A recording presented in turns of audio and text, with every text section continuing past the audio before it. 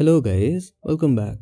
तो यार मैंने पिछले 2 वीडियोस में आपको बताया है कि आप अपना एडसेंस अकाउंट कैसे क्रिएट कर सकते हैं एंड अपने एडसेंस अकाउंट के लिए यूएस टैक्स इन्फॉर्मेशन कैसे फिल कर सकते हैं। बाकी इस वीडियो में आपको बताने वाला हूँ स्विफ्ट कोड्स के बारे में। तो जब आप अपना एडसेंस अकाउंट बना लेते हैं और उसको अपने यूट्यूब चैनल या किसी वेबसाइट से लिंक कर देते हैं तो उसमें आपको अपना बैंक अकाउंट ऐड करना होता है ताकि आप यूट्यूब से या ब्लॉगिंग से जो भी अर्निंग करते हैं उसको आपके अकाउंट में ट्रांसफर किया जा सके। एंड बैंक डिटेल्स में ही आपसे स्विफ्ट कोड भी मांगा जाता है। तो काफी सारे लोग छोटे शहरों या गाँव में रहते हैं और उनका जिस ब्रांच में बैंक अकाउंट होता है उसका स्विफ्ट कोड नहीं होता। तो काफी सारे लोगों को कंफ्यूजन होती है कि वो आखिर कौन सा स्विफ्ट कोड यूज कर सकते हैं। एंड इस वीडियो में मैं आपको यही बताने वाला हूँ कि स्विफ्ट कोड का यूज क्या है और जिस ब्रांच में आपका अकाउंट है अगर उसका स्विफ्ट कोड नहीं है तो उसके जगह पे आपको कौन सा स्विफ्ट कोड यूज करना चाहिए। एंड साथ में मैं आपको ये भी बताऊंगा कि आप किसी भी बैंक का स्विफ्ट कोड कैसे पता कर सकते हैं। तो ये सब जानने के लिए इस वीडियो को पूरा देखिएगा। अब चलिए वीडियो को शुरू करते हैं।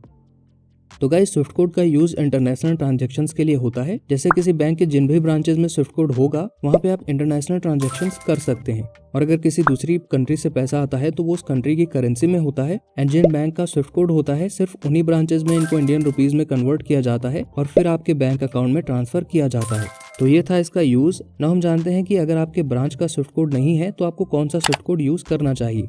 तो गाइस, मैं अगर अपनी बात करूं तो जिस ब्रांच में मेरा अकाउंट है वहां का भी स्विफ्ट कोड नहीं था। तो मैंने उसी बैंक का जो नियरेस्ट ब्रांच है जो यहाँ से ऑलमोस्ट 40 किलोमीटर दूर है उसका स्विफ्ट कोड यूज किया था। और जब मेरा फर्स्ट पेमेंट उस ब्रांच में आ गया जिसका स्विफ्ट कोड मैंने यूज किया था तो उसके बाद मुझे एक मैसेज आया था कि मुझे अपने बैंक के ब्रांच में जाके कुछ वेरिफिकेशन करवाना होगा, तब जो है वो मेरा पेमेंट रिलीज कर देंगे। लेकिन उस दिन मैं नहीं गया। मैंने सोचा कि अगले दिन जाऊंगा, पर बिना बैंक गए ही उसी दिन मेरा पेमेंट मेरे बैंक अकाउंट में ट्रांसफर कर दिया गया और मुझे ब्रांच में जाके कोई वेरिफिकेशन वगैरह नहीं कराना पड़ा। तो अगर आपके ब्रांच का भी स्विफ्ट कोड नहीं है तो आप उसी बैंक के किसी और ब्रांच का जो आपके घर से सबसे करीब हो उसका स्विफ्ट कोड यूज कर सकते हैं। आपको कोई भी प्रॉब्लम नहीं आएगी। एंड हो सकता है कि आपको वेरिफिकेशन वगैरह कराने के लिए बैंक में बुलाया जाए। तो ये सब वन टाइम प्रोसेस है। उसके बाद आपका जो अमाउंट है वो हमेशा आता जाएगा। आपको बैंक में विजिट करने की जरूरत नहीं पड़ेगी।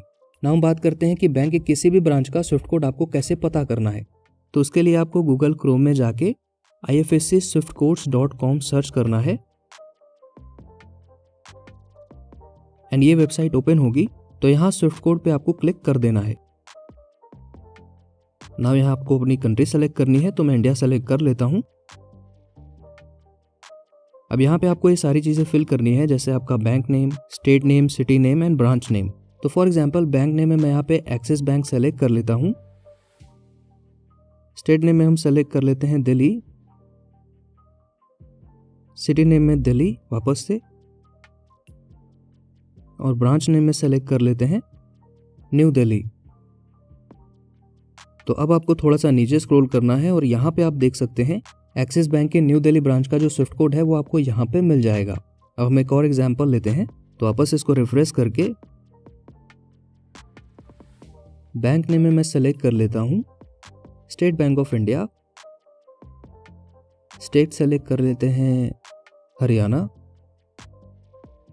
सिटी सेलेक्ट कर लेते हैं पंचकुला एंड ब्रांच नेम में पंचकुला ही आ रहा है तो पंचकुला सेलेक्ट कर लेते हैं। ना यहाँ नीचे स्क्रॉल करेंगे तो SBI पंचकुला का स्विफ्ट कोड आपको मिल जाएगा। एंड यहाँ बैंक में अगर हम जाते हैं तो यहाँ पे आप देख सकते हैं इंडिया में लगभग जितने भी बैंक्स हैं वो सारे आपको यहाँ पे मिल जाएंगे। तो आप इस वेबसाइट पे किसी भी बैंक के किसी भी ब्रांच का स्विफ्ट कोड पता कर सकते हैं। तो अब आपको वीडियो हेल्पफुल लगी तो इसको लाइक करिएगा। बाकी मिलेंगे नेक्स्ट वीडियो में, तब तक के लिए गुड बाय।